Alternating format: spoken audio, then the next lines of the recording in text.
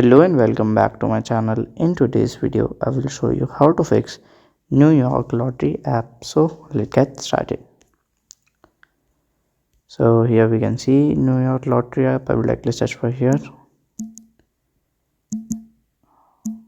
NY New York Lottery app. So here we can see. So to fix it, we'll just click on here, then click on this update button. Sorry, the I button. Then you have to click on the storage and clear the data, and you can open it again. If it's work, then okay. If it's not work, you have to go to the google.com, and here you will search for the New York Lottery app and update the app. Okay, from here and it will work. If it not work, you have to reinstall it. Click on here, then click on the install button, go to the same as your Google and install it again, and it will work.